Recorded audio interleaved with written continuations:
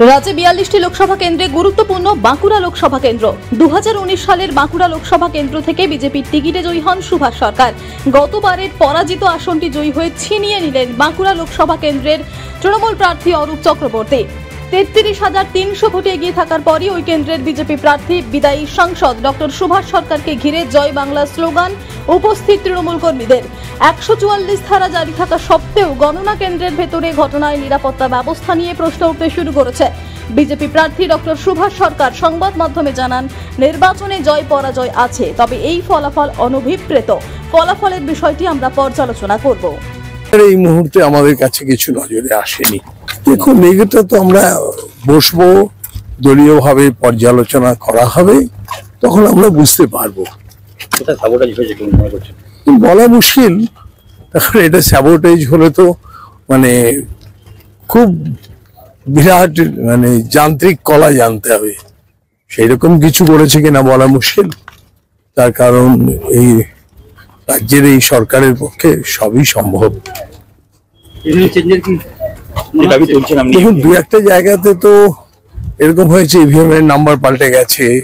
17C তে যে নাম আছে সেই নামই নেই, এক অদ্ভুত ভাবে হয়েছে, এবং পেপার সিল ছিল না, ইভিএম নাম্বারও চেঞ্জ হয়েছে দুটোতে।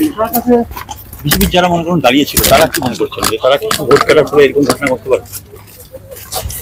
বিজেপির যারা মনে করছিলেন যে আপনাকে ভোট না দিয়ে, না না, ওটা আবার কি বিজেপি না।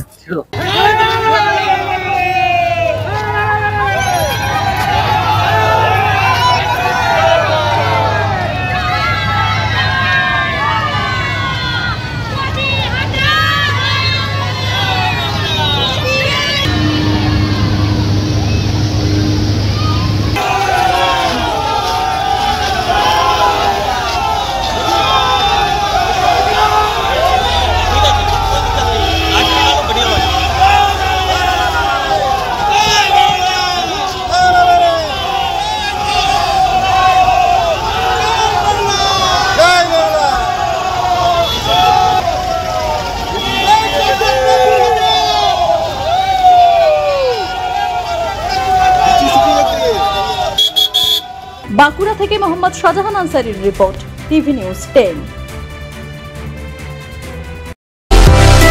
সুলভ সঠিক চিকিৎসার একমাত্র প্রতিষ্ঠান বিবেকানন্দ হসপিটাল।